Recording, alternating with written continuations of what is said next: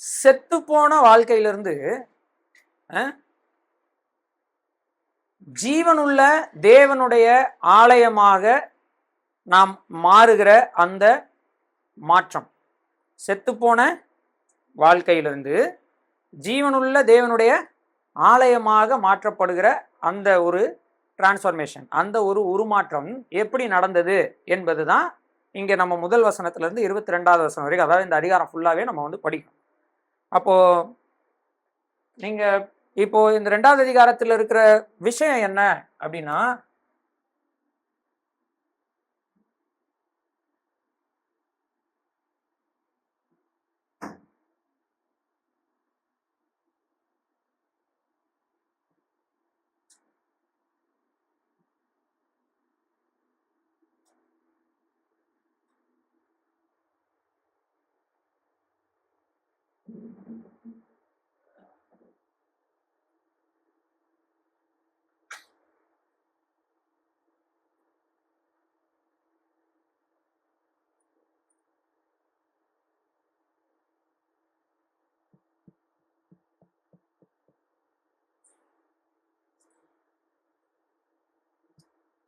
So செத்துப்போன நிலைமையிலிருந்து ஜீவனுள்ள ஆலயமாக நாம் மாற்றப்படக்கூடிய அந்த விஷயத்தை தான் 2வது அதிகாரம் 1 முதல் 22 வசனங்கள் முழுவதும், அதாவது முழு அதிகாரமும் என்ன செய்யுது சொல்லுது. இதில் 1லிருந்து 10 வரைக்கும் கண்ணோட்டம் எப்படி இருக்குது அப்படின்னா,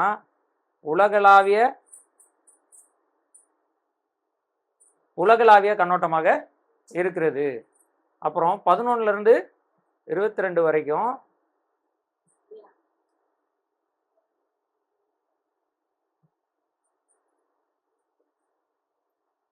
உடன்படிக்கையின்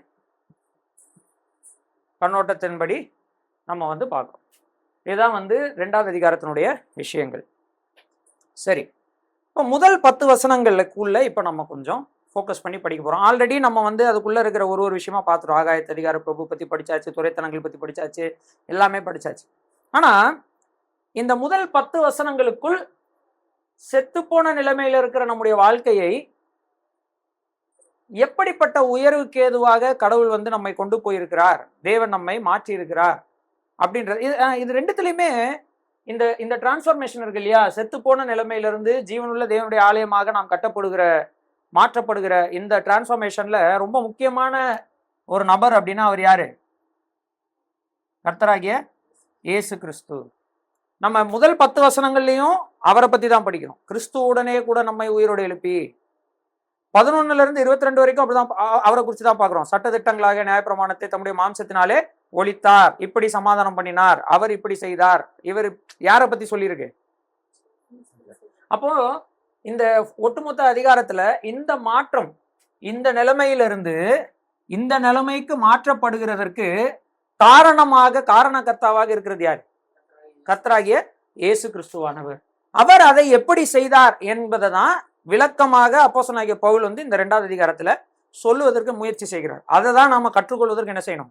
முயற்சி செய்யணும். மற்ற விஷயங்கள் எல்லாம் நம்ம ஆல்ரெடி ஓரளவுக்கு என்ன செஞ்சாச்சு, படிச்சாச்சு. போன வாரமே நம்ம டேபுலர் காலம் போட்டு முன்னாடி எப்படி இருந்தோம், இங்கில முன்னாடி எப்படி இருந்தோம்னு போட்டிருக்கு. இதுல ஏஜென்ட்ஸ் ஆஃப் டெத் என்ன, இதுல மரணத்துக்கு காரணம் என்ன, இது தேவன் எப்படி இடைப்பட்டாரு, புதிய இதனால் ரிசல்ட் என்னவா நடந்துச்சு, இது எல்லாத்தையுமே நம்ம வந்து டேபுலர் காலம் போட்டு என்ன செஞ்சாச்சு, படிச்சாச்சு. ஆனா இப்போ நம்ம பார்க்க போறதுல முதல் 10 வசனங்களை இப்போ யாராவது தெளிவா வாசிங்க. மைக் முதல் 10 வசனங்கள் வாசிங்க பிரதர். அவர் வாசிக்கும் போது எல்லாம் கவனமா கவனிங்க. ஒரு கேள்வி கடைசியில கேட்பேன், அப்போ யாரும் என்ன செய்யக்கூடாது, பைபிளை பார்க்கக்கூடாது. இப்படிதான் வாரம் சொல்லுவேன். இருந்தாலும் நம்ம பார்த்து தான் என்ன செய்யறோம், பதில் சொல்றோம். சிஸ்டர், எனக்கு ஒரே ஒரு டவுட் தான், அவ்வளவு தூரம் கண்ணு தெரியுதா உங்களுக்குலாம்? உங்களுடைய கண்களை எல்லாம் உங்களுக்கு தெரியுதா சிஸ்டர்? உங்களுடைய கண்களை எல்லாம் நினைக்கும் போது ரொம்ப சந்தோஷமா இருக்குது, ஆச்சரியமாக இருக்கிறது. எப்படி உங்களுக்கு அவ்வளவு தூரம் கண்ணு தெரியுதுன்னு? கண்ணாடி போட்டு அவ்வளவு தூரம் தெரியுதுன்னா பரவாயில்லையே எனக்கு. சரி பரவாயில்ல, தெரியுதுன்ற வரைக்கும் சந்தோஷம். ரைட், தெரியலனா இவ்வளவு சேர் காலியா இருக்கு, முன்னாடி நீங்க வந்துடலாம். சரி, இப்போ நீங்க வாசிங்க பிரதர், முதல் 10 வசனங்களை. அக்கிரமங்களினாலும் பாவங்களினாலும் மரித்தவர்களாயிருந்த உங்களை உயிர்ப்பித்தார். அவைகளில் நீங்கள் முற்காலத்திலே இவ்வுலக வழக்கத்துக்கு ஏற்றபடியாகவும் கீழ்ப்படியாமையின் பிள்ளைகளிடத்தில் இப்பொழுது கிரியை செய்கிற ஆகாயத்து அதிகார பிரபு ஆகிய ஆவிக்கு ஏற்றபடியாகவும் நடந்து கொண்டீர்கள். அவர்களுக்குள்ளே நாம் எல்லாரும் ஒரு முற்காலத்திலே நமது மாம்ச இச்சையின்படியே நடந்து நமது மாம்சமும் மனசும் விரும்பினவைகள் செய்து சுபாவத்தினாலே மற்றவர்களைப் போல கோபாக்கனியின் பிள்ளைகளாய் இருந்தோம். தேவனோ இரக்கத்தில் ஐஸ்வர்யம் உள்ளவராய் நம்மில் அன்பு கூர்ந்த தம்முடைய மிகுந்த அன்பினாலே அக்கிரமங்களில் மரித்தவர்களாய் இருந்த நம்மை கிறிஸ்துவுடனே கூட உயிர்ப்பித்தார். கிருபையினாலே ரட்சிக்கப்பட்டிருக்கிறோம். கிறிஸ்து இயேசுவுக்குள் அவர் நம்மிடத்தில் வைத்த தயவினாலே தம்முடைய கிருபையின் மகா மேன்மையான ஐஸ்வர்யத்தை வருகாலங்களில் விளங்க செய்வதற்காக கிறிஸ்து இயேசுவுக்குள் நம்மை அவருடைய கூட எழுப்பி உன்னதங்களிலே அவருடைய கூட உட்காரவும் செய்தார். கிருபையினாலே விசுவாசத்தை கொண்டு ரட்சிக்கப்பட்டிருக்கிறது. இது உங்களால் உண்டானது அல்ல, இது தேவனுடைய ஈவு. ஒருவரும் பெருமை பாராட்டாதபடிக்கு இது கிரியைகளினால் உண்டானதல்ல. ஏனெனில் நற்கிரியைகளை செய்கிறதற்கு நாம் கிறிஸ்து இயேசுவுக்குள் சிருஷ்டிக்கப்பட்டு தேவனுடைய செய்கையா இருக்கிறோம். வாசிச்சிட்டீங்களா? அவ்வளவுதான். அவைகளில் நீங்கள் நடக்கும்படி முன்னதாகவே அவளை என்ன செய்தார்? ஆயத்தப்படுத்தினார். சரி, வாசிட்டீங்களா? இயேசு கிறிஸ்துவை கொண்டு நம்மை உயிரோடு எழுப்பினார். அப்படிதானே? கிறிஸ்து தான் இதுக்கு முக்கியமான காரணராக இருக்கிறார், இல்லையா? இப்ப நீங்க வாசிச்ச முதல் 10 வசனங்களுக்குள் இயேசு கிறிஸ்துவை கொண்டு தேவன் நம்மை எப்படி இப்படி உயிர்ப்பித்தார், எப்படி நம்மை கிறிஸ்து இயேசுக்குள் தேவனுடைய இல்லது நற்கிரியைகளை செய்வதற்கென்று தேவனால் சிருஷ்டிக்கப்பட்ட கைவேலையாக நாம எப்படி மாறணும்? எப்படி மாறணும்? கிருபையினால். ஓகே, அப்புறம் அவருடைய அன்புனால், அப்புறம் இரக்கத்தினால். Very good. இந்த 3 சகோதரிகளுக்கு எல்லாரும் ஒரு கரங்களை தட்டி கரகோஷங்களை எழுப்புங்க. Very good. இந்த 3 விஷயங்கள் ரொம்ப ரொம்ப ஃபோக்கஸ் பண்ணி இந்த இடத்துல சொல்லி இருக்கிறத நம்ம வாசிக்கிறோம். கிருபையினால விசுவாசத்தை கொண்டு ரட்சிக்கப்பட்டீர்கள், கிருபையினால, அன்பினால, இரக்கத்தில் ஐஸ்வர்யம் உள்ளவராய் நம்மில் வைத்த தமது மிகுந்த அன்பினாலே. ஸோ கிருபை, இரக்கம், அன்பு என்கிற இந்த 3 வார்த்தைகள் இந்த இடத்துல அப்போஸ்தலனாகிய பவுல் பயன்படுத்துகிற விதத்தை நம்ம என்ன செய்யணும்? கவனிக்கணும். ஏனென்றால் தேவனுடைய அன்பினாலும் தேவனுடைய கிருபையினாலும் தேவனுடைய இரக்கத்தினாலும் தான் இந்த ஒரு மாற்றம் நமக்கு என்ன செஞ்சிருக்கு? ஏற்படுத்தியிருக்கு. இந்த முதல் 10 வசனங்கள்ல நம்ம வாசிக்கிறோம், இந்த இடத்துல தேவனுடைய ஆலயமாக கட்டப்படுவதை குறித்ததான எந்த ஒரு நோட்டும் அங்க என்ன செய்யல, சொல்லப்படல. 11 இருந்து 22 போடும்போது சொல்லப்பட்டிருக்கு. கடைசியா நம்ம தேவனுடைய ஆலயமாக என்ன செய்யப்படுகிறோம்? கட்டப்பட்டு வருகிறோம் அப்படின்றது சொல்லப்பட்டிருக்கு. ஆனா முதல் 10 வசனங்கள்ல தேவன் நம்மை தனிப்பட்ட முறையிலே நம்ம ஒவ்வொருவரையும் என்ன பண்றாரு அப்படின்னா, நம்ம ஒவ்வொருவரையும் தனிப்பட்ட முறையில் என்ன செய்கிறார்? தேவன் உயிரோட எழுப்பி, செத்து போன நிலைமையிலிருந்து நம்ம என்ன செய்கிறார்? உயிரோட எழுப்பி இருக்கிறார். நம்ம உயிரோட எழுப்பி என்ன பண்றாருன்னா, நம்ம ஒவ்வொருவருடைய வாழ்க்கையையும் நம்ம ஒவ்வொருவரையும் தனிப்பட்ட முறையில் அவர் என்ன செய்கிறார்னா கட்டுகிறார். இன்னும் சொல்ல போனா நம்ம ஒவ்வொருவரையும் தனிப்பட்ட முறையில தேவனுடைய கைவேலையாக நம்ம என்ன செய்கிறார். பழைய ஏற்பாட்டுல சங்கீதத்துல நம்ம தேவனுடைய கைவேலைகளை குறித்து வாசித்த வசனங்கள் ஏதாவது உங்களுக்கு ஞாபகம் இருக்குதா? ஏதாவது வசனங்கள், எந்த வசனமா இருந்தாலும் பரவாயில்ல, தேவனுடைய கைவேலையை குறித்து, தேவனுடைய கையினால் அவர் செய்கிற செய்கைகளை குறித்ததான ஆச்சரியமான விஷயங்கள் 19ஆம் சங்கீதத்துல என்ன சொல்லியிருக்கு? வானங்கள் தேவனுடைய அவருடைய கரத்தின் கிரியைகளை அறிவிக்கிறது. அப்போ ஆகாய விரிவை பார்க்கும் பொழுது, வானங்களை பார்க்கும் பொழுது தேவனுடைய கையினால் செய்கிற அவருடைய வேலை எவ்வளவு எவ்வளவு மனுஷனால் இன்னும் ஆராய்ந்து முடியாத அளவுக்கு அது உன்னதமானதா என்ன செய்து இருக்குது. அப்போ தேவன் ஒரு விஷயத்தை தன்னுடைய கையினால் செய்கிறார் என்று சொன்னால், அதனுடைய கைவேலை என்று தேவனுடைய கைவேலைன்னு சொல்லும்போது அது நிச்சயமாக எப்படிப்பட்டதாக தான் இருக்கிறது? ஆச்சரியமானதாகவும் அதிசயமானதாகவும் தான் என்ன செய்யுது இருக்கிறது. அது மட்டும் இல்லை, இந்த வசனம் வாசிச்சிருக்கிறீங்களா? மிருக குணம் உள்ள மனுஷன் அதை உணரான், அறியான், மூடன் அதை உணரான். எதை பத்தி? இல்ல, சங்கீதம் எதை பத்தி? எதை மிருக குணம் உள்ள மனுஷன் அறிய மாட்டான், மூடன் உணர மாட்டான்? நான் கொஸ்டின் கேட்டு ஆன்சர் சொல்லிட்டு தான் கொஸ்டினே கேட்கிறேன்.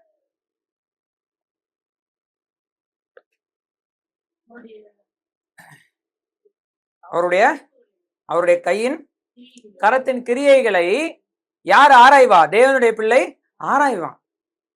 அவன் ஆராய்வான். ஆனா மிருக குணம் உள்ள மனுஷனுக்கும் மூடனுக்கும் அது என்ன செய்யாது?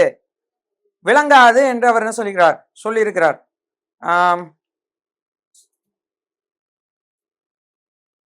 இந்த சங்கீதம் 100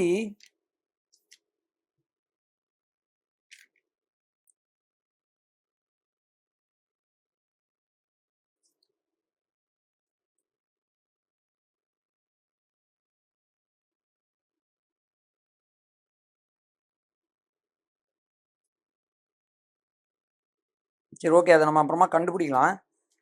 அந்த வசனம் வந்து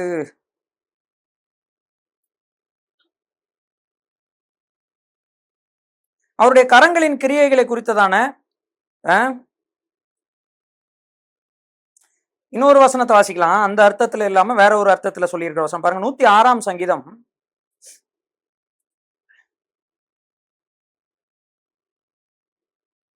7வது வசனம் வாசிங்க. எங்கள் பிதாக்கள் எகிப்திலே உம்முடைய அதிசயங்களை உணராமலும் உம்முடைய கிருபைகளின் திரட்சியை நினையாமலும் போய் சிவந்த சமுத்திர எகிப்திலே உம்முடைய ஒண்டரஸ் ஒர்க்ஸ், உம்முடைய அதிசயமான கிரியைகளை அவங்க என்ன செய்யல, உணரவில்லை. 105வது சங்கீதம் எடுங்க. 105வது சங்கீதம் முதல் வசனம் வாசிங்க. அவருடைய நாமத்தை பிரஸ்தாபமாக்குங்கள், அவருடைய செய்கைகளை ஜனங்களுக்குள்ளே பிரசித்தப்படுத்துங்கள். அவருடைய செய்கைகளை, அவருடைய கரத்தின் கிரியைகளை என்ன செய்யுங்க, மக்களுக்கு பிரசித்தப்படுத்துங்கன்னு சங்கீதக்காரன் சொல்றான். 103வது சங்கீதம் எடுங்க. 103வது சங்கீதத்துல 6வது வசனம் வாசிங்க. ஒடுக்கப்படுகிற அவருக்கும் கர்த்தர் நீதியையும் நியாயத்தையும் செய்கிறார். அவருடைய கரங்களின் கிரியை, அவருடைய கரத்தை வச்சு என்ன செய்யறாரு, நீதியை செய்கிறார், நியாயத்தை செய்கிறார். எங்கெல்லாம் தேவன் கிரியை செய்கிறார் நீங்க வாசிக்கிறீங்களோ அங்க எல்லாமே அதிசயங்களையும் நம்மளால புரிந்து கொள்ள முடியாத அளவுக்கு உன்னதமான விஷயங்களும் சொல்லப்படுகிறத நம்ம என்ன செய்ய முடியும், வாசிக்க முடியும். நீங்க 104வது சங்கீதத்தை எடுத்து வாசிங்க அப்படின்னு சொன்னா அவருடைய படைப்புகளை குறித்ததான பிரம்மாண்டத்தை அதுல சொல்லி இருக்குது. எப்படி மலைகள் எழும்பியது பாருங்க. 104 8வது வசனம்லாம் வாசிங்க. 3ல இருந்து வாசிங்க. தமது மேல் வீடுகளை தண்ணீர்களால் மச்சு பாவி. பாருங்க, மேல் வீடுகள்னா அவர் சொல்றது வானங்கள். தண்ணீர்களால் மச்சு பாவி மேகங்களை தமது ரதமாக்கி. மேகங்களை தமது ரதமாக்கி காற்றினுடைய செட்டைகளின் மேல் செல்லுகிறார். தம்முடைய தூதர்களை காற்றுகளாகவும் தம்முடைய ஊழியக்காரரை அக்னி ஜுவாலையாகவும் செய்கிறார். 8வது வசனம் வாசிங்க. இந்த சங்கீதம் ஃபுல்லாவே வாசிக்கலாம், பட் இப்போதைக்கு 8வது வசனம் வாசிங்க. அவைகள் மலைகளில் ஏறி பள்ளத்தாக்குகளில் இறங்கி நீர் அவைகளுக்கு ஏற்படுத்தின என்று சென்றது. எது மேல சொல்லி இருக்கிற என்னது? 7வது வசனம் பாருங்க. அவைகள் உமது கண்டித்தத்தால் விலகி ஓடி. சோ அதுக்கப்புறம் நீங்க 14வது வசனம் பார்த்தா புல்லு பூண்டுகளை பத்தி சொல்லியிருக்கு. 16வது வசனம் மரங்களை பத்தி சொல்லியிருக்கு. 19, 20, 19 வந்து இத சந்திரனை பத்தி சொல்லியிருக்கு. 20வது வசனம் இருளை பத்தி சொல்லியிருக்கு, சிங்கங்களை பத்தி சொல்லியிருக்கு, சூரியனை பத்தி சொல்லியிருக்கு. இப்படி 24வது வசனம் வாசிங்க.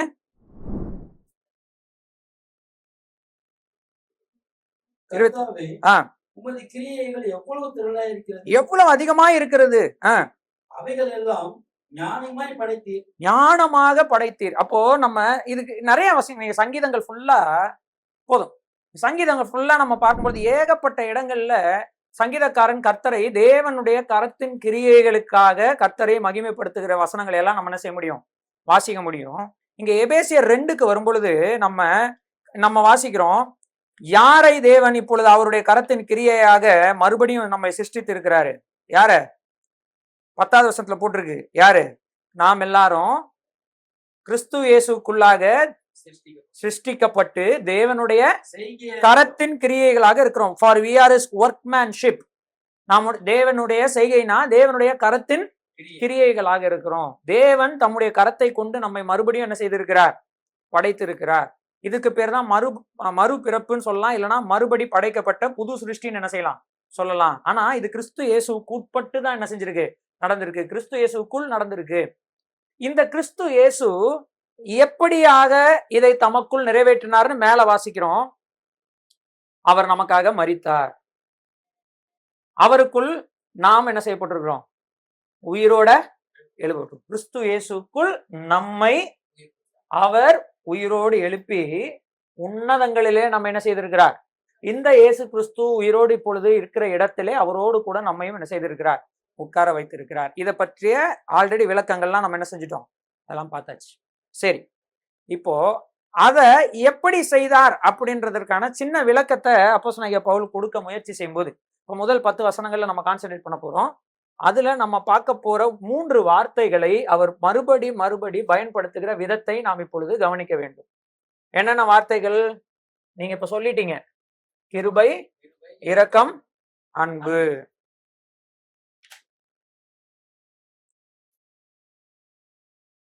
தேவனுடைய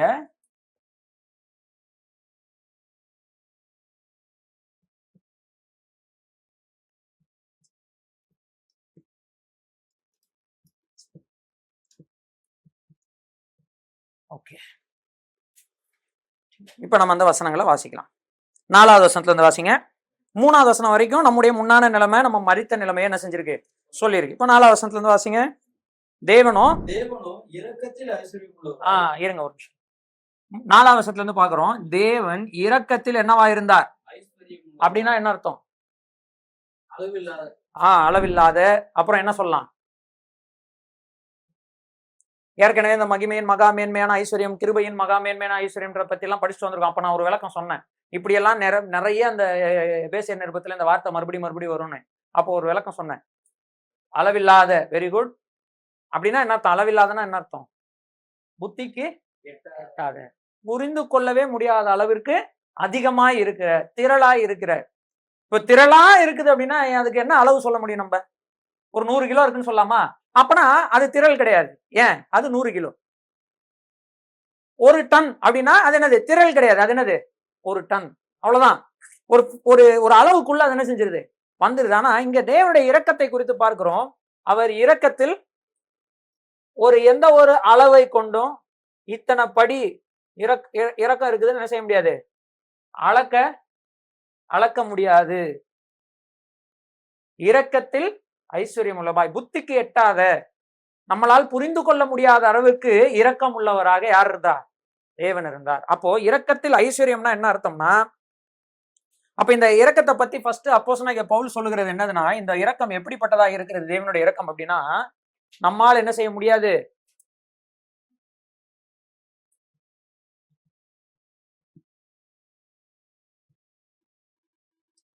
புரிந்து கொள்ள முடியாததாக இருக்கிறது. இரக்கத்தில் ஐஸ்வர்யம் உள்ளவராய், அப்புறம் நம்மில் வைத்த தமது மிகுந்த அன்பினாலே. அப்படித்தானே போட்டிருக்கு? நம்மில் அன்பு கூர்ந்த. வாசிங்க வசனம், 4வது வசனம். நம்மில் அன்பு கூர்ந்த தம்முடைய மிகுந்த அன்பினாலே. இரக்கத்துல ஐஸ்வர்யம் உள்ளவராக அவர் இருக்கிறார். அதனால நம்மில் அவர் எப்படிப்பட்ட அன்பு கூர்ந்தார்? மிகுந்த அன்பு. இதுக்கு என்ன அளவு சொல்லலாம்? மிகுந்த ஒரு 10 லிட்டர். எந்த அளவை வச்சு தேவனுடைய அன்பை நம்ம அளக்க முடியும்? மிகுந்த அன்பு. அப்ப இதுக்கு என்ன வார்த்தை போட முடியும்? நம்ம என்ன போடலாம்? அளவிட முடியாத, இதே புரிந்து கொள்ள முடியாத, புத்தி கெட்டாத, என்ன வேணா நம்ம என்ன செய்யலாம்? போடலாம். அப்போ நீங்க சொன்ன வார்த்தையை போடுவோம். அளவிட முடியாத. எதனால் தேவன் நம்மில் அன்பு கூர்ந்தாருன்னு போட்டிருக்கு? அவர் இரக்கத்தில் ஐஸ்வர்யம் உள்ளவராய் நம்மில் அன்பு கூர்ந்த தமது மிகுந்த அன்பினாலே என்ன பண்ணாராம்? என்ன பண்ணாரு? 4வது வசனம். எப்படி உங்களால இவ்வளவு கான்சென்ட்ரேஷன் டக்குன்னு மிஸ் ஆகுது? 4வது வசனத்துல அடுத்த அன்பினாலே தேவனோ இரக்கத்தில் ஐஸ்வர்யம் உள்ளவராய் நம்மில் அன்பு கூர்ந்த தமது மிகுந்த அன்பினாலே, அதெல்லாம் விட்டீங்க. அக்கிரமங்களில் மரித்தவர்களாய் இருந்த நம்மை என்ன பண்ணாரு? பாருங்க, கிறிஸ்துவுடனே கூட விட்டீங்க. நீங்க கிறிஸ்துவுடனே கூட உயிர்ப்பித்தார். ஒன்னும் ரொம்ப ரொம்ப முக்கியம். இரக்கத்துல தேவன் ஐஸ்வர்யம் உள்ளவராக இருந்தாருன்னா புரிந்து கொள்ள முடியாத அளவுக்கு அவருக்கு இரக்கம் இருந்துச்சு. அந்த இரக்கத்தினால அவர் நம்ம மேல வைச்சிருக்கிற இரக்கத்தில் ஐஸ்வர்யம் உள்ளவராய் நம்மில் அளவிட முடியாத அளவிற்கு அன்புள்ளவராய் இருந்ததினால அவர் என்ன பண்ணாராம்? அக்கிரமங்களில் செத்து போயிருந்த நம்மை அவரோட கூட எழுப்பி உன்னதங்கள் எல்லாம் இனிமேதான் வருது. இந்த வசனத்துல என்ன போட்டிருக்கு? அக்கிரமங்களில் மரித்தவர்களாய் இருந்த நம்மை கிறிஸ்து உடனே கூட உயிர்ப்பித்தார். அப்ப கர்த்தராகிய இயேசு கிறிஸ்து கல்லறையிலிருந்து வெளியே புறப்படும் பொழுதே தேவன் எதை செய்து முடிச்சிட்டாரு? தேவனை பொறுத்தளவுக்கு நாம் நம்முடைய மரணத்திலிருந்தும் நம்ம என்ன செய்திருக்கிறார்? நம்முடைய மரண வாழ்விலிருந்து நம்ம என்ன செஞ்சிருக்கிறார்? காப்பாற்றி விட்டார் என்கிற அறிவிப்பை என்ன செய்கிறார்? அவருடைய உயிர்த்தெழுதல்ல நிறைவேற்றுகிறார். அப்ப இயேசு கிறிஸ்து மரித்தோரிலிருந்து உயிரோடு எழும்பும் பொழுது, இயேசு கிறிஸ்து மரித்தோரிலிருந்து உயிரோடு எழும்பும் போது என்ன அறிவிப்பை தேவன் இந்த உலகத்துக்கு காட்டுகிறாரு? என்ன அறிவிக்கிறாரு? பாவிகளாய் இந்த உலகத்தில் கஷ்டப்பட்டு கொண்டிருக்கிற, பாவத்தில் செத்து போன நிலைமையில வாழ்ந்து கொண்டு இருக்கிறவர்களுக்கு ஒரு அறிவிப்பு. என்ன அறிவிப்பு? நீங்கள் அனைவரும் கிறிஸ்துவோடு கூட என்ன செய்யப்படுறீங்க? எழுப்பப்படுறீங்க என்கிற ஒரு அறிவிப்பை அன்றைக்கு தேவன் என்ன செய்கிறார். அதான் அப்போஸ்தலனாகிய பவுல் இந்த இடத்துல சொல்றார். இது வந்து ஃபர்ஸ்ட் தேவன் நம்ம இடத்துல காண்பிக்கக்கூடிய ஒரு அறிவிப்பு. பாருங்க, ஒரு வசனத்தை நம்ம மத்தேயு எழுதின சுவிசேஷத்துல வாசிக்கிறோம். மத்தேயு எழுதின சுவிசேஷத்துல கர்த்தராகிய இயேசு கிறிஸ்து ஜீவனை விட்ட போது என்ன நடந்துச்சு? பூமி எங்கும் அந்தகாரம் உண்டாயிற்று. அதுக்கப்புறம் சூரியன் இருண்டது இல்லையா? பூமி அதிர்ந்தது. கல்லறைகள்லாம் என்ன செஞ்சது? திறந்தது. இயேசு கிறிஸ்து உயிரோடு எழுந்த பிறகு நீங்க பாத்தீங்கன்னா அந்த கல்லறையில் இருக்கக்கூடிய பரிசுத்தவான்கள்லாம் எழுந்து வந்து பட்டணத்துக்குள் பிரவேசித்து அநேகருக்கு என்ன செய்யப்பட்டார்கள்? காணப்பட்டார்கள். வசனம் இருக்கா? மத்தேயு எழுதின சுவிசேஷம் 27வது அதிகாரம் 54வது வசனம். 53 52ல இருந்து வாசிங்க. கல்லறைகள் திறந்தது.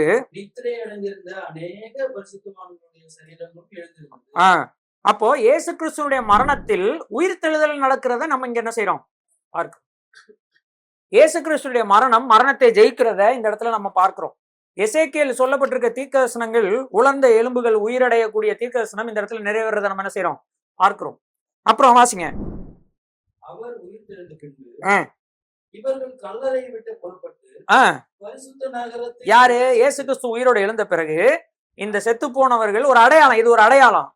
உயிரோடு எழுப்பப்பட்டவர்களாய் அது கல்லறை விட்டு புறப்பட்டு பரிசுத்த நகரம்னா எருசலேமுக்குள்ள சென்று இருக்கிற நிறைய நிறைய பேருக்கு தங்களை காண்பித்தாங்க. அது ஒரு அடையாளம். அவங்க திரும்பவும் கல்லறைக்குள்ள போயிட்டாங்க, அது ஒரு விஷயம். பட் அடையாளம், என்னத்துக்கு அடையாளம் அப்படின்னா, என்ன அறிவிப்பை தேவன் வெளியிடுகிறார்னா, மனிதர்களுக்கு என்ன உண்டு? உயிர்த்தெழுதல் உண்டு. பாவத்திலும் அக்கிரமத்திலும் வாழ்ந்து கொண்டிருக்கிறவர்களுக்கு ஒரு விமோச்சனம் உண்டு என்பதை இயேசு கிறிஸ்துவினுடைய உயிர்த்தெழுதலில் தேவன் ஒரு அறிவிப்பை மேற்கொள்கிறார். அவரோடு கூட நம்மையும் என்ன செய்கிறார்? உயிரோட எழுப்புகிறார். அடுத்து வாசிங்க, எபேசியர் 2வது அதிகாரத்துல 5வது வசனம். 5 வாசிட்டீங்க, 6 வாசிங்க. கிறிஸ்து இயேசுவுக்குள் அவர் நம்மிடத்தில் வைத்த தயவினாலே. கிறிஸ்து இயேசுவுக்குள் அவர் நம்மிடத்தில் வைத்த தயவுன்னு தமிழ்ல டிரான்ஸ்லேட் பண்ணி இருக்கிற அதே வார்த்தை இரக்கத்துக்கு இன்னொரு வார்த்தை தான். சரிங்களா? ஓகே. தயவுனாலே தம்முடைய கிருபையின் மகா மேன்மையான ஐஸ்வரியத்தை வருகாலங்களில் விளங்க செய்வதற்காக. அடுத்த வார்த்தை சொல்றாரு, கிருபையின் மகா மேன்மையான ஐஸ்வரியத்தை. இது எங்கேயோ வாசிச்ச மாதிரி இருக்கா? எங்க வாசிங்க? முதல் அதிகாரத்துல வாசி. முதல் அதிகாரத்துல தேவன் நம்மை எதற்காக தெரிந்து கொண்டாருன்றதுல எண்டுல நீங்க பாத்தீங்கன்னா என்ன போட்டிருக்கு?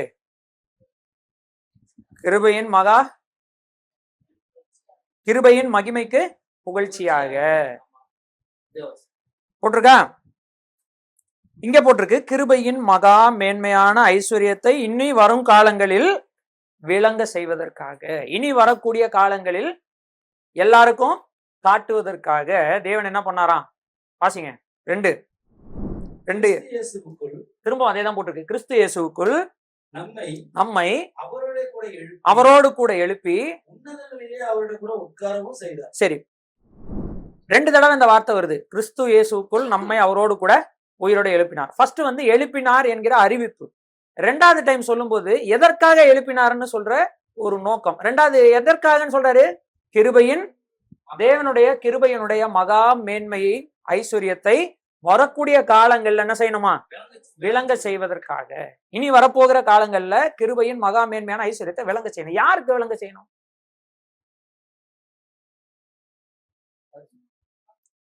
பார்க்க போறோம். 3வது அதிகாரத்துல வருது, நோட் பண்ணி வச்சுக்கோங்க. 3வது அதிகாரம் போகும்போது இதற்கான பதில நம்ம அங்கதான் என்ன செய்யணும், பார்க்க போறோம். இப்போதைக்கு அவர் சொல்றாரு, வருங்காலங்களில் விளங்க செய்ய போகிறார். அதற்காக என்ன செஞ்சாருன்னா, நம்மை கிறிஸ்து இயேசு கூட உயிரோடு எழுப்பி அவரோடு கூட உன்னதங்கள்ல நம்ம என்ன செஞ்சிருக்கிறார், நம்மை இயேசு கிறிஸ்துவோடு கூட உன்னதங்கள்ல உட்கார்றதுக்கும் தேவனுடைய கிருபையின் மகா மேன்மையான ஐஸ்வர்யத்தை வருங்காலங்கள்ல விளங்க செய்வதற்கும் ஒரு லிங்க் இருக்கு, ஒரு கனெக்ஷன் இருக்கு. நம்ம எதற்காக உயிரோடு எழுப்பி தேவனோடு இயேசு கிறிஸ்துவோடு கூட உன்னதங்களை உட்கார வச்சாருன்றதுக்கும் தேவனுடைய கிருபையினுடைய ஐஸ்வர்யத்தை வரக்கூடிய காலங்கள்ல விளங்க செய்யணும். யாருக்கோ விளங்க செய்யணும், யாருக்கோ புரிய பண்ணணும், யாருக்கோ எக்ஸ்பிளைன் பண்ணணும். அது யாரு, அவங்களுக்கு ஏன் எக்ஸ்பிளைன் பண்ணணும் அப்படின்றதெல்லாம் இனிமே நம்ம என்ன செய்ய போறோம், படிக்க போறோம். ஆனா இது ரெண்டுத்துக்கு என்ன இருக்கு, சம்பந்தம் இருக்கு. நம்ம உயிரோடு எழுப்பினது ஒரு பெரிய நோக்கத்திற்காக என்பதை நாம் என்ன செய்யணும், ஞாபகம் வச்சுக்கணும். அது என்ன நோக்கம் படிக்கலாம். இங்க எழுதல, இதே லெட்டர்ல திரும்ப எழுதியிருக்கிறாரு, நம்ம அதை படிக்க போறோம். சரி, அப்போ முதல்ல இந்த இடத்துல கிருபைன்ற வார்த்தையை அவர் இன்ட்ரடியூஸ் பண்ணும்போது சொல்றாரு, கிருபையின் மகிமைக்கு புகழ்ச்சியாக இல்லது கிருபையின் மகா மேன்மையான ஐஸ்வர்யத்தை வருங்காலங்களில் விளங்க செய்வதற்காக கிறிஸ்து இயேசுக்குள் நம்மை அவரோட கூட எழுப்பி உன்னதங்களே நம்மை அவரோடு கூட உட்காரவும் செய்தார். அப்போ நம்மை தேவனோடு கூட உட்கார, கிறிஸ்துவோடு கூட உட்கார செஞ்சதற்கு என்ன இருக்கு, ஒரு நோக்கம் இருக்குது. அடுத்து வாசிங்க. கிருபையினாலே விசுவாசத்தை கொண்டு ரட்சிக்க. இப்ப தேவன் இந்த செத்து போய் இருந்த நம்மை எப்படி காப்பாற்றினார் என்கிறதற்கான ஒரு எக்ஸ்பிளனேஷனை இப்ப பவுல் நமக்கு சொல்றாரு. எப்படி காப்பாற்றினார், நம்ம உயிரோட எழுப்பினார்ன்றாரு. அது எப்படி, இந்த தேவனுடைய கிருபையினாலே, தேவனுடைய கிருபையினாலே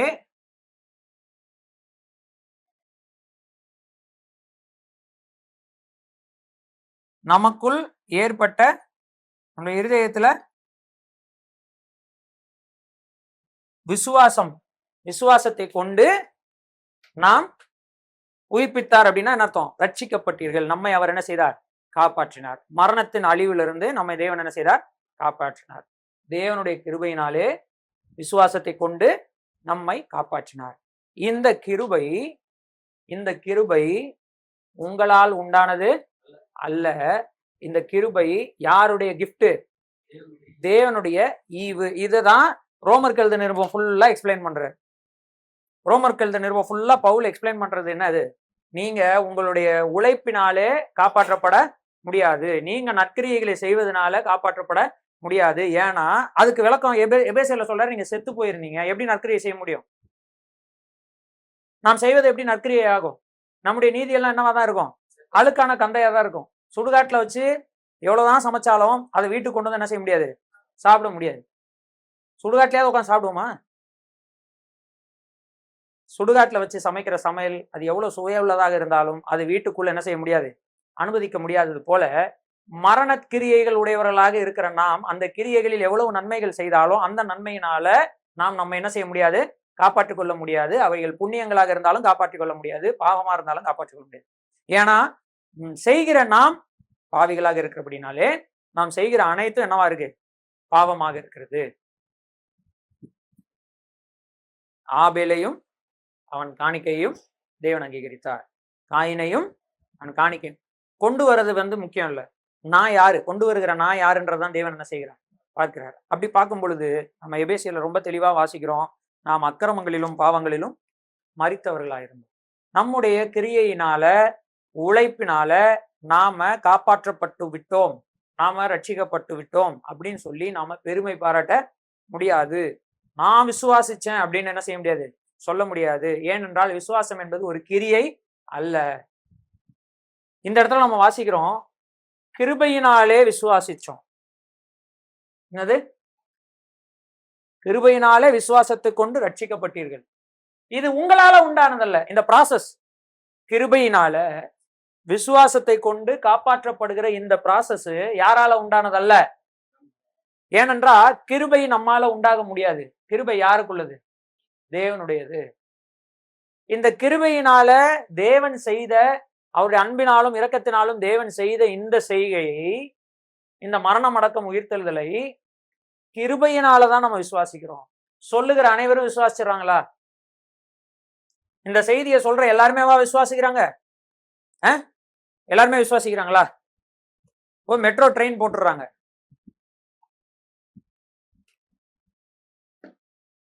வருஷம் எல்லாருக்கும் ஃப்ரீ ரைடுன்னு கவர்மெண்ட் சொல்லுது. என்னது? கவனிங்க, சொல்லல அப்படி, ஒருவேளை சொல்லுது. எத்தனை பேர் போவோம் மெட்ரோல? உங்களுக்கு வாய்ப்பு கிடைச்சா போவீங்களா, போக மாட்டீங்களா? ஒரு வருஷம் ஃபுல்லா இந்த மெட்ரோ இவ்வளவு வருஷம் நீங்க போட்டு இந்த இவ்வளவு நாள் நீங்க இந்த சிரமத்தெல்லாம் தாங்குனீங்க இல்லையா, அதனால அடுத்த ஒரு வருஷத்துக்கு மெட்ரோ டிராவல் ஃப்ரீ அப்படின்னு கவர்மெண்ட் அனௌன்ஸ் பண்ணுது. நம்ம போவோமா, போக மாட்டோமா? மெட்ரோக்கு மெயினா போவோம்ல. யாராவது போய் அந்த பாலம், நீங்க போங்க, பாலம் உடையுதான்னு பார்ப்போம், போட்டிருக்கிற ட்ராக் எல்லாம் கரெக்டா வேலை பார்க்குதான்னு பார்ப்போம், அண்டர் கிரவுண்ட்ல போகும்போது பூகம்பம் வராம இருக்குதான்னு பார்ப்போம். இப்படி யாராவது செக் பண்ணிட்டு இருப்போமா? செக் பண்ணிட்டு இருப்போமா? எல்லாரும் நம்பிடுவோம் இல்லையா? எல்லாரும் நம்பிடுவோம். இன்னைக்கு தைரியமா அந்த பாலத்துக்கு கீழே வண்டி ஓட்டிட்டு போறாங்க. முன்னாடி எல்லாம் வந்து வச்சு பில்லர் வச்சு ரொம்ப நாள் உட்காந்து கான்கிரீட் போடுவான். இப்போ எங்கெங்க இருந்து இந்த சின்ன பசங்க விளையாடுற மாதிரி பீஸ் பீஸா கொண்டு வந்து ஒட்டி விடுறான். அது உளுமா விழாதான்றது கூட யாரும் என்ன செய்யறது இல்ல, யோசிக்கிறது இல்ல. அந்த அளவுக்கு விசுவாசம் உள்ளவர்களாக நாம் இருக்கிறோம். யார் மேல? கவர்மெண்ட் மேல.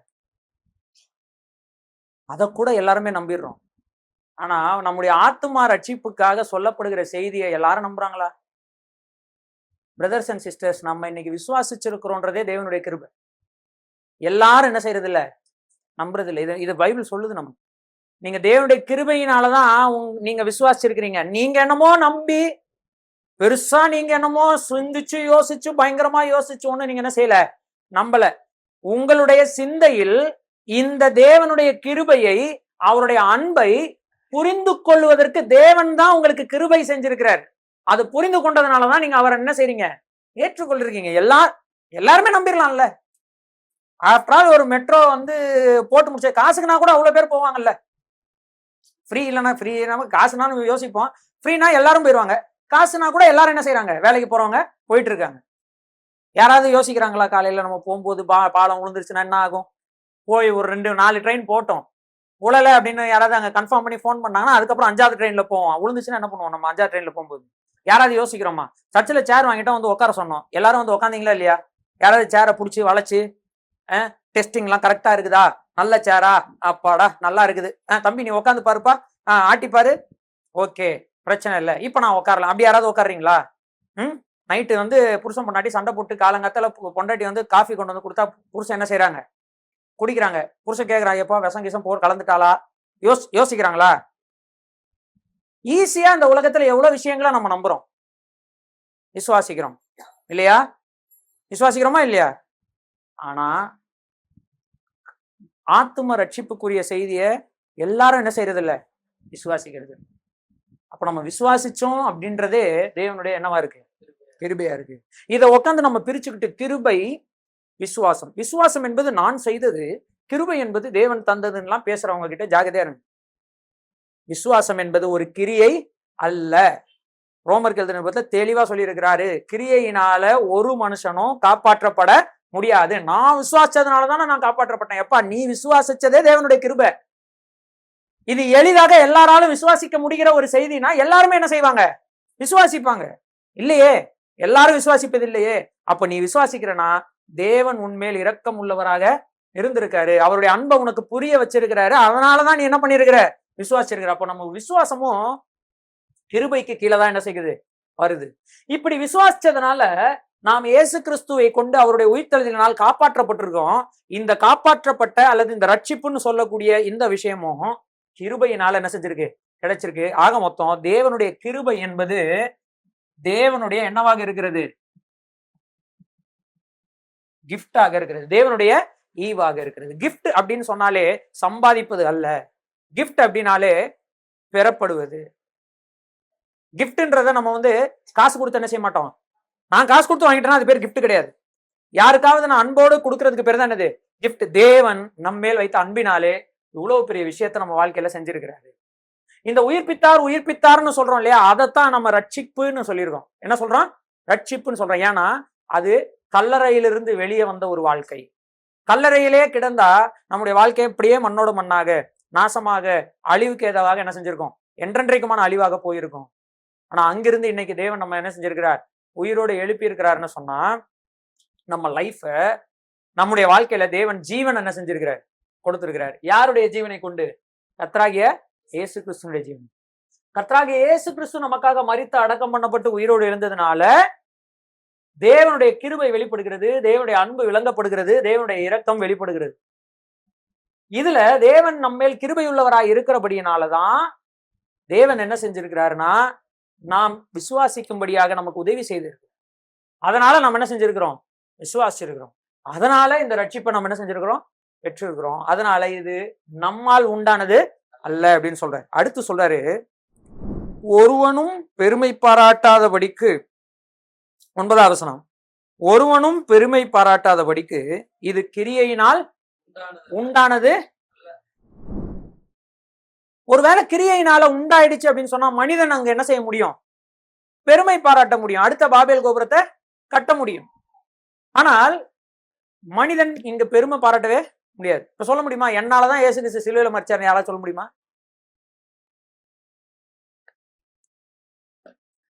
சில புத்திசாலிகள் சொல்லலாம், நான் பாவம் செஞ்சதுனால தானே இயேசு கிறிஸ்து சிலுவையில மரிச்சாருன்னு.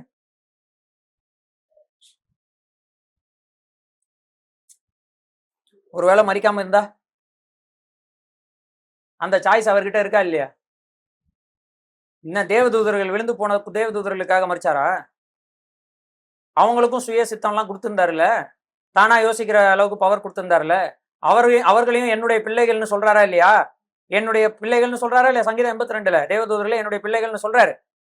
உன்னதமான தேவனுடைய புத்திரர்னு சொல்றாரு. யார? தேவதூதர்களை சொல்றாரு. இப்ப தேவதூதர்கள் கூட தேவனுடைய பிள்ளைகளாக இருக்கும் பொழுது அவர்களுக்காக மரிக்காத இயேசு கிறிஸ்து தேவதூதர்களோட சிறியவர்களாக படைக்கப்பட்ட நாம பாவம் செஞ்சும் போது நமக்காக மரிச்சாருன்னா அது தேவன் நம்மேல் வைத்திருக்கிற இரக்கம், தேவன் நம்மேல் வைத்திருக்கிற கிருபை, அது தேவனுடைய அன்பை என்ன செய்து வெளிப்படுத்துது. அப்போ இந்த கிளைமை கூட யாரும் சொல்ல முடியாது. என்ன சொல்ல முடியாது? நான் பாவம் செஞ்சதுனாலதான் என்ன இயேசு கிறிஸ்து வந்து மரிச்சாரு அப்படின்னு கூட யாராலையும் சொல்ல முடியாத அளவிற்கு, ஒருவரும் பெருமை பாராட்ட முடியாத அளவிற்கு இந்த விஷயத்தை தேவன் என்ன செஞ்சிருக்கிறார்? செஞ்சு முடிச்சிருக்கிறார். இது முழுக்க முழுக்க தேவனால் நமக்கு தரப்படக்கூடிய ஈவு. எது? கிருபை. எது? தேவனுடைய கிருபை. ரட்சிப்பு கிஃப்ட் கிடையாது, கிருபை தான் கிஃப்ட். அந்த கிருபையினால விசுவாசத்தை கொண்டு நம்ம என்ன செய்யப்பட்டிருக்கிறோம்? காப்பாற்றப்பட்டிருக்கிறது என்பது நம்முடைய நிலை, நம்முடைய ஸ்டேட்டஸ். இப்போதைக்கு நம்முடைய நிலை என்ன? நான் சேஃபாக இருக்கிறேன். இந்த வெள்ளம் வரும்போதெல்லாம் Facebookல கேட்பாங்க, ஆர் யூ சேஃப்? மார்க் பண்ணுங்க அப்படின்னு. பாத்தீங்க? நீங்க எல்லாம் சேஃபா இருக்கீங்களா, சேஃபா இருக்கீங்களான்னு கேட்பாங்கல்ல. அப்படின்னா என்ன அர்த்தம்? பத்திரமா காப்பாற்றப்பட்டு இருக்கிறீங்களா, வெள்ளத்தில் அகப்படாம பாதுகாப்பா இருக்கிறீங்களான்னு கேட்கறாங்களா? அது ஒரு நிலை. அது என்னது? ஒரு நிலை, நம்முடைய status. What is your status? I am saved. நான் என்ன செய்யப்பட்டிருக்கிறேன்? காப்பாற்றப்பட்டு இருக்கிறேன். இது கிஃப்ட் இல்ல, கிருபை தான். என்னது? அந்த கிஃப்ட்னால நான் விசுவாசிச்சு இன்னைக்கு என்ன செஞ்சிருக்கிறேன்? காப்பாற்றப்பட்டிருக்கிறேன். இதுல என்னுடைய வேலைன்றது ஒண்ணு கூட இல்ல. இதுல நான் கொஞ்சம் கூட பெருமை பாராட்ட முடியவே முடியாது. இதை நினைக்கும் பொழுது நிச்சயமாக நமக்குள்ள என்னதான் வரும்? தாழ்மை மட்டும் தான் நமக்குள்ள ஏற்படும். இப்ப சொல்றாரு, இப்ப நீங்க காப்பாற்றப்பட்டாச்சு.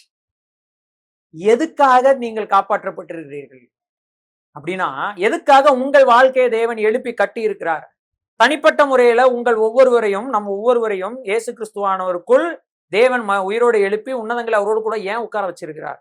ஏன் நம்மை கட்டி இருக்கிறார் அப்படின்னா, 10ஆம் வசனம் சொல்லுது, நீங்கள் எல்லாரும் கிறிஸ்து இயேசுக்குள் சிருஷ்டிக்கப்பட்டு தேவனுடைய செய்கையாக எதற்காக இருக்கிறீங்கன்னா, நற்கிரியைகளை செய்வதற்காக. எதற்காக? உயிரோடு எழும்பாமல், அதாவது பாவ நிலையிலேயே நற்கிரியைகளை செய்யும் கிரியைகளை தேவன் நீதியாக என்ன செய்யறதில்லை? எண்ணுவதில்லை. ஆனால் உயிரோடு எழுப்பப்பட்ட நிலைமையில் விசுவாசத்தோடு நாம் செய்யக்கூடிய ஒவ்வொரு கிரியையும் தேவன் என்னவாக பார்க்கிறார்? நற்கிரியைகளாக பார்க்கிறார். நாம் செய்கிற எல்லா கிரியையும் அல்ல, நற்கிரியைகளாக தேவன் என்ன செய்கிறார்? பார்க்கிறார். அதுவும் புதுசா நம்ம கண்டுபிடிக்க வேண்டாம். அவைகளில் நாம் நடக்கும்படி தேவன் ஏற்கனவே அந்த கிரியைகளை என்ன செஞ்சிருக்கிறார்? ஏற்படுத்தி வைத்திருக்கிறார். அந்த கிரியைகள், நற்கிரியைகள் என்ன, எதை செய்ய வேண்டும் என்கிறதெல்லாம் ஆல்ரெடி வேதாமத்துல என்ன செய்திருக்கிறார், சொல்லி இருக்கிறார் இல்லையா? பழைய ஏற்பாடு முழுவதும் நம்ம அதை வாசிக்கிறோம். இயேசு கிறிஸ்துடைய வாழ்க்கையில அதை குறித்து என்ன செய்யறோம், வாசிக்கிறோம். தேவன் ஏற்கனவே ஏற்படுத்தி வைத்த நற்கிரியைகளில் நாம் நடக்க வேண்டியவர்களாக இருக்கிறோம். சோ அதுக்காக தான் இந்த பூமியில நம்ம என்ன செய்திருக்கிறார், புதிய படைப்பாக நம்ம என்ன செய்திருக்கிறார், படைச்சிருக்கார். 2 கொரிந்தியர் 5:17 சொல்லியிருக்கு, ஒருவன் கிறிஸ்துவுக்குள் இருந்தால் அவன் வாழ்க்கையில பழையவைகள் எல்லாம் ஒளிந்து போயிடுச்சு, இப்ப எல்லாம் புதிதாயிடுச்சு. இப்ப புதிதாக அவன் மாற்றப்பட்டதுக்கான காரணம் என்னன்னு எபேசியர்ல சொல்லியிருக்கு, நற்கிரியைகளை செய்வதற்காக. இந்த நற்கிரியைகள்னு புதுசா நீங்க யோசிக்க வேண்டாம். வேதாகமத்தில் ஏற்கனவே அவைகள் என்ன செய்யப்பட்டிருக்கு, எழுதப்பட்டிருக்கு. யாருடைய வாழ்க்கையில இருக்கும் கிரியைகளை எல்லாம் பார்த்தா நற்கிரியைகள்னா என்னன்னு புரிஞ்சுக்கலாம். ஆபிரகாமுடைய வாழ்க்கையில பார்த்து புரிஞ்சுக்கலாமா? யோசேப்புடைய வாழ்க்கையில பார்த்து புரிஞ்சுக்கலாமா? இல்ல, இயேசு கிறிஸ்துடைய வாழ்க்கையில பார்த்து. அவர்களுக்கு இயேசு கிறிஸ்து என்னெல்லாம் கிரியை செய்தார், அதெல்லாம் என்னது, நற்கிரியை. ஏதாவது ஒண்ணு துர்க்கிரியைன்னு சொல்ல முடியுமா? ஏதாவது ஒண்ணு துர்க்கிரியைன்னு சொல்ல முடியுமா? இயேசு கிறிஸ்துனுடைய கிரியைகளில் ஒரே ஒரு விஷயத்தை துர்க்கிரியைகள்னு யாராவது சொல்ல முடியுமா? மோசமானதை செஞ்சுட்டார் இயேசு கிறிஸ்துன்னு ஆபிரகாம்ல சொல்ல முடியுமா? துர்க்கிரியைய சொல்ல முடியும். தாவீதை சொல்ல முடியுமா? மோசேல சொல்ல முடியுமா? யோசுவால சொல்ல முடியுமா? எல்லா மனுஷங்கள்ட்டையும் சொல்ல முடியுமா? யார்கிட்ட மட்டும் சொல்ல முடியாது. அப்ப யாரை மட்டும் நம்ம கவனிக்கணும்? இவங்க எல்லாரும் அந்த மேசியாவை எதிர்நோக்கி வாழ்ந்ததுனாலதான் அவங்க வாழ்க்கையில பரிசுத்தவான்கள்னு பேர் எடுத்தாங்க. நம்ம வந்த மேசியாவினுடைய வாழ்க்கையை பார்க்கும் பொழுதுதான் நாம பரிசுத்தவான்களாக என்ன செய்ய முடியும், வாழ முடியும். அப்ப நற்கிரியைகளை எங்க போய் தேடுறது? எங்கேயும் போய் நீங்க வந்து நம்ம புதுசா கண்டுபிடிக்கணும் அவசியம் இல்லை. மத்தேயு, மார்க்கு, லூக்கா, யோவானை வாசிச்சாலே போதும், நற்கிரியைகள்லாம் என்னென்ன செஞ்சுக்கலாம், தெரிஞ்சுக்கலாம். ஏன்னா இயேசு கிறிஸ்துவானவர் செய்த அனைத்தும் என்னது. நாங்க அன்னைக்கு நானும் சகோதரர் கலைதாசன் அவர்களும் வந்து இந்த 6ஆம் அறிவுக்காக அந்த ப்ரோக்ராமுக்காக ஒரு ஷூட்டிங் போயிருந்தப்போ நாங்க 2 பேரும் பேசிட்டு இருக்கும்போது அவர் அதுல ஒரு பாயிண்ட் சொன்னார். இந்த உலகத்திலேயே முற்றும் முடிய 100% பின்பற்ற தகுந்த ஒருவர் இருக்கிறாருன்னா அவர் யார் தான்? அதாவது எப்படின்னா, இயேசு கிறிஸ்து சொன்ன எதை வேணா நீங்க சொல்லலாம், தப்பு கிடையாது. இயேசு கிறிஸ்து செஞ்ச எதை வேணா நீங்க செய்யலாம், அது தப்பாகாது. அப்படி நீங்க காந்தி செஞ்ச எல்லாத்தையும் செஞ்சிட முடியுமா? அதுல எல்லாமே சரியா இருக்குமா? அம்பேத்கர் செஞ்ச எல்லாமே சரியா இருக்குமா? ஆனா இந்த உலகத்துல அப்படி ஒருவரை நீங்க உதாரணத்துக்கு எடுக்கணும்னா யாரை மட்டும் தான் எடுக்க முடியும்? நான் சொல்ல வரது புரியுதா இல்லையா? இயேசு கிறிஸ்து கோவப்பட்டாரா இல்லையா? அப்படி கோவப்பட்டா அது என்னது இல்ல, தப்பு இல்ல. புரிஞ்சுங்களா உங்களுக்கு? இயேசு கிறிஸ்து செய்த அனைத்தையும் நம்முடைய வாழ்க்கையில அப்படியே செஞ்சாலும் நம்ம வாழ்க்கையில ஒரு தவறு என்ன செய்யாது, வராது. நம்ம பாவமே செய்ய மாட்டோம். அப்படிப்பட்ட ஒரு நபர் இந்த வரலாற்றுல இருக்கிறாருன்னா அவர் யாருதான்? இயேசு கிறிஸ்து மட்டும் தான். இப்படி இந்த உலகத்துல இருக்கிற எந்த மகானையும் நீங்க என்ன செய்ய முடியாது. எல்லாரும் குறைவுள்ளவர்களாக நிச்சயமாக என்ன செய்வாங்க, இருப்பாங்க. ஆனா இயேசு கிறிஸ்து இடத்துல என்ன இல்ல, குறை என்பது இல்லை, பாவம் என்பது இல்லை. அப்படிப்பட்ட ஒருவர் தான் யாரு, கர்த்தராகிய இயேசு கிறிஸ்து. இந்த உலகத்துல அப்படி எந்த தலைவரையும் நீங்க என்ன செய்ய முடியாது, பின்பற்ற முடியாது. ஆனா இயேசு கிறிஸ்து 100% நீங்க என்ன செய்யலாம், அவர் தூங்குற மாதிரியே தூங்கலாம், அவர் எந்திக்கிற மாதிரி எந்திக்கலாம், அவர் ட்ரெஸ் போட்ட மாதிரி ட்ரெஸ் போடலாம், அவர் நடக்கிற மாதிரி நடக்கலாம், அவர் பேசுற மாதிரி பேசலாம், அவர் அழுத மாதிரி அழுவலாம், அவர் கோவப்பட்ட மாதிரி என்ன செய்யலாம், கோவப்படலாம், அவர் இறக்கப்பட்ட மாதிரி இறக்கப்படலாம், அவர் எந்த வீட்டுல சாப்பிட்டாரோ அந்த மாதிரி வீடுகள்ல எல்லாம் நீங்க போய் என்ன செய்யலாம், சாப்பிடலாம். எந்த மாதிரி மக்கள்கிட்ட அவர் பழகினாரோ அந்த அப்படிப்பட்ட எல்லா மக்கள்கிட்ட நீங்க போய் என்ன செய்யலாம், பழகலாம். அவர் எப்படிப்பட்ட எமோஷன் உடையவராக இருந்தாரோ அதே எமோஷனை நீங்க என்ன செய்யலாம், வெளிப்படுத்தலாம். அவர் எப்படி எல்லாத்தையும் பார்த்தாரோ அதே மாதிரி நீங்க எல்லாத்தையும் என்ன செய்யலாம், பார்க்கலாம். இப்படி நீங்க இந்த உலகத்தில் ஏதாவது ஒரு நபரை சொல்ல முடியுமா? யாராவது ஒருவர் இப்படிப்பட்ட 100% பின்பற்ற தகுந்தவராக இருக்கிறாருன்னு சொல்ல முடியுமா? சொல்லவே முடியாது. எல்லாரிடத்திலும் ஒரு குறையாவது நிச்சயமாக இருக்கும். பைபிள் சொல்லுது, ஒரு பாவம் கூட செய்யாமல் நன்மையை மட்டும் செய்யத்தக்க நீதிமான் இந்த உலகத்தில் ஒருவர் கூட இல்லை என்று எக்லிசியாஸ்டஸ் தமிழ்ல பிரசங்கின் புஸ்தகத்துல சொல்லி இருக்கிறது. ஆனா இயேசு கிறிஸ்து அப்படிப்பட்டவரு அல்ல. அவர் ஒரு பாவமும் செய்யாதவர். அவருடைய வாழ்க்கையை நீங்கள் உதாரணமாக எடுத்துக்கொண்டு நற்கிரியைகளை செய்கிறவர்களாக, அதனால்தான் போட்டிருக்கு கிறிஸ்து இயேசுக்குள் சிருஷ்டிக்கப்பட்டவர்கள். அப்ப நம்ம தனியா ஒன்றும் கிரியைகள் செய்ய போறது இல்லை. யாருக்குள் செய்ய போகிறோம், கிறிஸ்துவுக்குள். கிறிஸ்து தான் நம்ம வெளிப்பட போகிறார், கிறிஸ்து தான் செய்கிறார், கிறிஸ்து தான் நடக்கிறார், நாம் அல்ல. அதனால்தான் அப்போஸ்தலனாகிய பவுல் பிலிப்பியர்ல சொல்றாரு, கிறிஸ்துவுடனே கூட சிலுவையில் அறையப்பட்டேன், நான் அல்ல கிறிஸ்துவே எனக்குள் என்னவா இருக்கிறார், பிழைத்திருக்கிறார். இனி ஜீவிப்பது நான். அப்ப நான் கிறிஸ்துவுக்குள் இருந்தால் கிறிஸ்து என் வாழ்க்கையில் செயல்படுகிறார். நான் கிறிஸ்துவுக்குள் இல்லாமல் வெளியே இருந்தால் நான் காப்பாற்றப்பட்ட நிலையில் இல்லை. நம்முடைய காப்பாற்றப்படுதல், நம்முடைய ரட்சிப்பு யாருக்குள் இருக்கிறது, கிறிஸ்து சிந்திப்பது போல சிந்திக்கும் வரை உங்களுடைய வாழ்க்கை, சிந்தை, செயல்பாடு எல்லாமே சரியாக இருக்கும். கிறிஸ்துவை போல் சிந்திக்காமல் நம்முடைய சுய சித்தத்தை பயன்படுத்துகிறவர்களாக இருந்தோம் அப்படின்னு சொன்னாதான் இங்க வாழ்க்கையில, நம்முடைய வாழ்க்கையில பிரச்சனைகள் ஏற்படும். ஸோ முதல் 10 வசனங்கள்ல நம்ம இன்றைக்கு கற்றுக்கொண்ட விஷயங்கள். இப்போ ஃபைனலா நம்ம பார்க்க போற விஷயம், 3 முக்கியமான வார்த்தைகளை நம்ம படிச்சோம். அன்பு, கிருபை, இரக்கம். இது 3த்தையும் நம்ம சொல்லும்போது என்ன சொல்லலாம் அப்படின்னு சொன்னா, இது அளவிட முடியாததாக இருக்கும், புரிந்து கொள்ள முடியாததாக இருக்கும், ஒப்பற்றதாக இருக்கும். எந்த விஷயத்தோடும் இந்த 3ஐயும் நீங்கள் சம்பந்தப்படுத்தி பார்க்க முடியாததாக இருக்கும். அப்படிப்பட்ட வித்தியாசமான தனித்துவம் நிறைந்த அன்பு, கிருபை. இப்போ இந்த கிருபையும் இந்த இரக்கமும் எதினால் வெளிப்படுகிறது?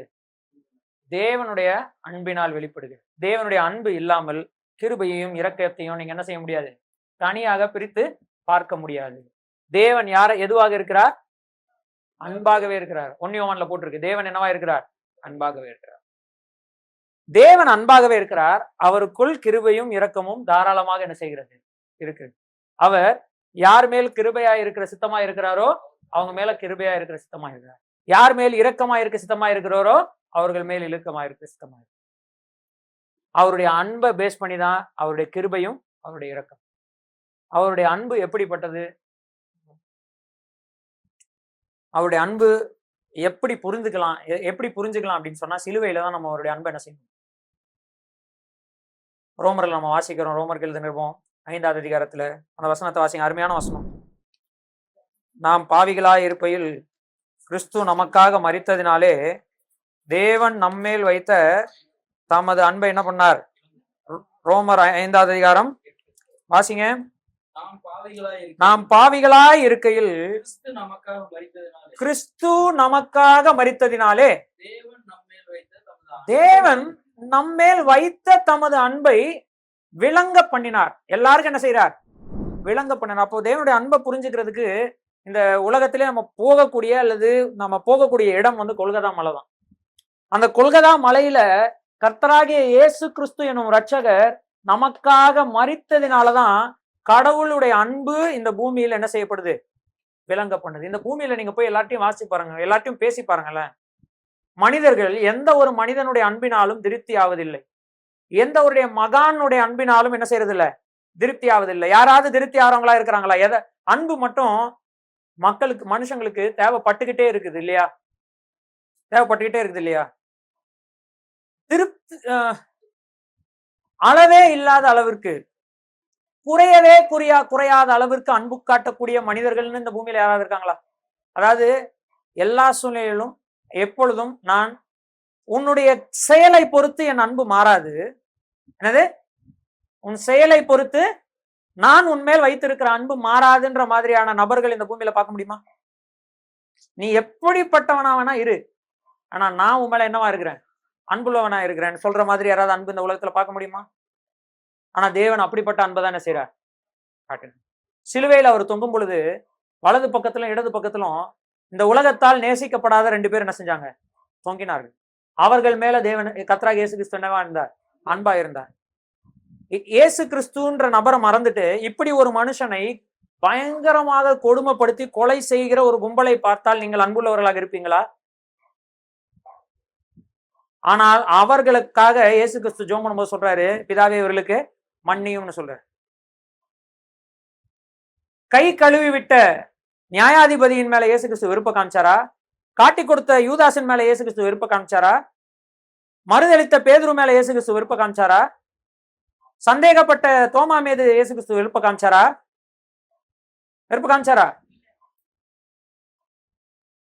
தேவன் அன்பாக இருக்கிறார் என்றதை நம்ம புரிந்து கொள்ளுகிற ஒரே இடம் கர்த்தராகிய இயேசு கிறிஸ்துவனுடைய சிலுவை மரணம்.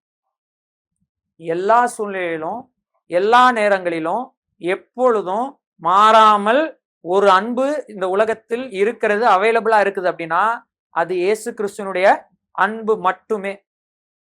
கேட்டுக்கொண்டிருக்கிறீங்க, உட்காந்துருக்கிற யாரா இருந்தாலும் சரி, அல்லது இந்த வீடியோ மூலமாக பார்த்து கொண்டிருக்கிற யாரா இருந்தாலும் சரி, புரிந்து கொள்ள வேண்டிய ஒரே விஷயம் என்னன்னா, இயேசு கிறிஸ்துவனுடைய அன்புக்கு ஈக்குவலா தாயின் அன்பை கூட நீங்க என்ன செய்ய முடியாது? ஒப்பிடவே முடியாது. ஏன் நான் சொல்றேன், தாயினுடைய மனப்பக்குவத்தின் பொருட்டு அவர்களுடைய அன்பு மாறும். மாறுமா மாறாதா? மாறுமா மாறாதா? ஒரு தாய் இந்த உலகத்திலே உன்னதமான ஒரு உறவாக கருதப்படக்கூடியவள். ஆமாவா இல்லையா? ஆமாவா இல்லையா? ஆனா அந்த தாயினுடைய அன்பு கூட அவங்களுடைய மனப்பக்குவத்துக்கு ஏற்றாற் போல என்ன செய்யும்? மாறும்.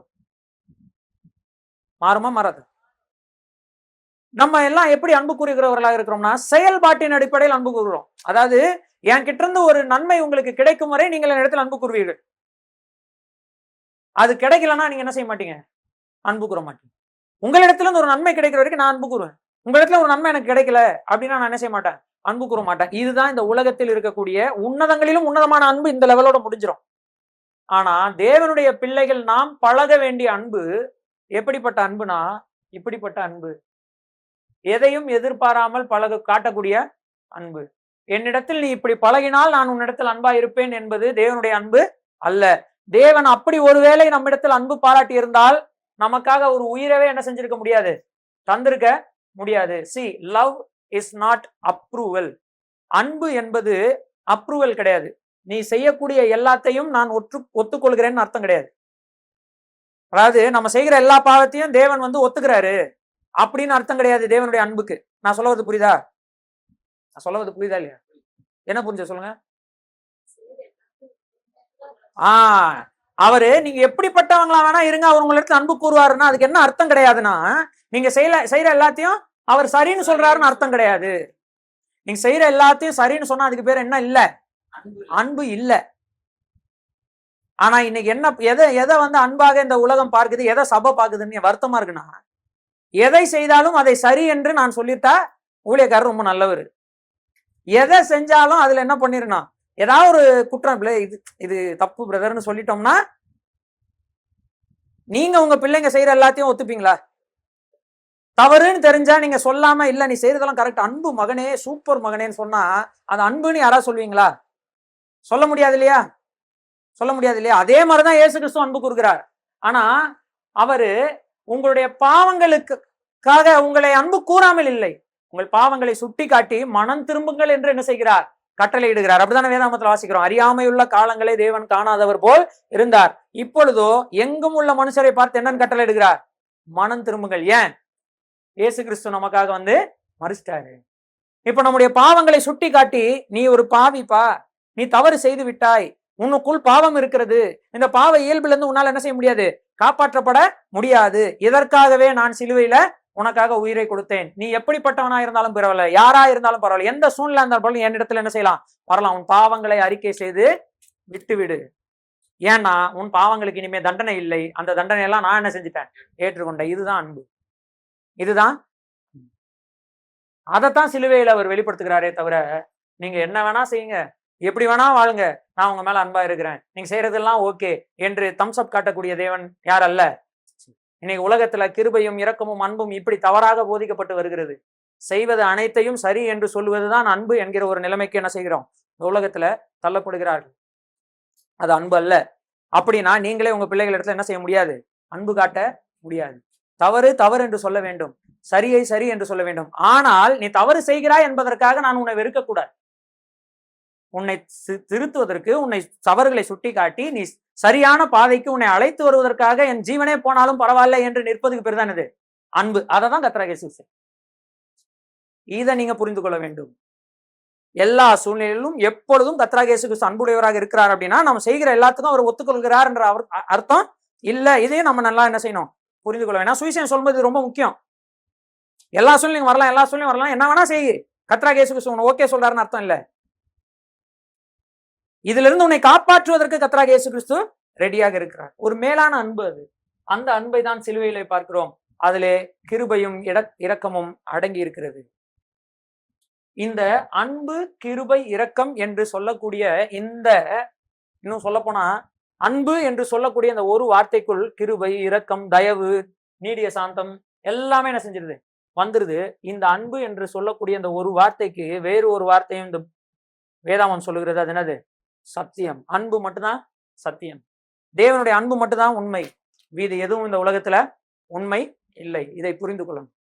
இந்த கர்த்தராகிய இயேசு கிறிஸ்துவை ஏற்றுக்கொள்ளாதவர்கள் இன்னும் மனம் திரும்பாமல் இருக்கிறவர்கள் இங்கே இருப்பீர்கள் என்று சொன்னால் இந்த கர்த்தராகிய இயேசு கிறிஸ்துவை இன்றைக்காவது நீங்க என்ன செய்யுங்க, மனம் திரும்பி ஏற்றுக்கொள்ளுங்க. உங்க பிள்ளைகளிடத்திலும் உங்க உறவினர்களிடத்திலும் இந்த அன்பை வெளிப்படுத்துங்க, இந்த அன்பை காட்டுங்க. இந்த அன்பு இல்லாத இடங்களில் மரணம் நிகழும், இந்த அன்பு இருக்கும் இடத்தில் ஜீவன் உண்டாகும். இந்த அன்பு உடையவர்களாக நாம் வாழ வேண்டும். இந்த அன்புடையவர்களாக நாம் ஒருவரோடு ஒருவர் பழக வேண்டும். இந்த அன்புடையவர்களாக மாத்திரமே நாம் இந்த உலகத்தில் ஜீவிக்க வேண்டும். இப்படிப்பட்ட ஒரு வாழ்க்கையை வாழ தேவன் நமக்கு உதவி செய்வராக. நாம ஜெபித்து முடிக்கலாம். கர்த்தருக்கு சித்தமானால் வருகிற வாரத்திலே நாம 11வது வசனத்திலிருந்து 22வது வசனம் வரைக்கும் என்ன செய்யலாம், படிக்கலாம். அங்கே நம்ம மீதி விஷயங்களை நம்ம கவனிக்கலாம். சரிங்களா?